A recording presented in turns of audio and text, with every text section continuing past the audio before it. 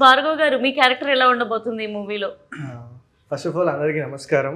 అన్ని తెలుగు ప్రేక్షకులందరికీ పేరు పేరుగా నమస్కారం. అండ్ ఈ జిన్ మూవీ స్టార్ట్ చేసినప్పుడు నేను తను ఇద్దరు రూమ్మేట్స్. ఓకే. మేమందరూ 2019 నుంచి కన్నడ మూవీ ఇండస్ట్రీలో ఒకేసారి ఎంటర్ అయ్యాము. సో చిన్న క్యారెక్టర్ చేసుకుని సైడ్ రోల్స్ చేసుకుని అలా వస్తున్న టైంలో వీడికి ఒక కళ వచ్చింది.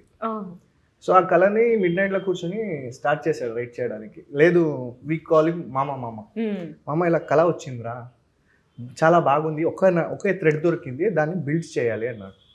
సరే మామ బిల్డ్ చేయి. ఆ టైంకి లాక్డౌన్ పడింది. ఓకే. అంటే లైక్ అందరికీ లాక్డౌన్ వల్ల చాలా ఇబ్బందులు అయినాయి. మాకు కొంచెం ఏంటంటే లాభ కూడా మాయింది. సో ఆ టైంలో మొత్తం స్క్రిప్ట్ రాసేశాడు. సో నేను కాల్లో వాడు కాల్లో ఇద్దరు గంటల కొద్దీ మాట్లాడుకొని ఇంట్లో వాళ్ళు తిట్టేవాళ్ళు, గర్ల్ ఫ్రెండ్స్తో కూడా అంత మాట్లాడరు మీరు, అలా ఏం మాట్లాడుకుంటున్నారు. సో రాసి మనమే డౌట్ అడుక్కొని మనమే సాల్వ్ చేసుకుని ఇలా అయితే ఏంటి డౌట్స్ అన్ని క్లారిఫై చేసుకుని రాసుకొని, సో ఇలా డౌట్ రైజ్ అయితే దానికి ఎలా సొల్యూషన్ ఇవ్వాలి, ఆడియన్స్ కన్విన్స్ అవ్వాలి కదా, how to convince the audience, ప్రతి ఒక్కడు చేసుకుని ఒక రఫ్ చేసుకుని తర్వాత మేము డైరెక్టర్ రామ్ సార్కి అప్రోచ్ అయ్యాం. సో ఫస్ట్ రామ్ సార్కి అప్రోచ్ అయ్యేటప్పుడు నేను లేదు, వీడియో వెళ్ళాడు, రామ్ సార్కి చెప్పారు.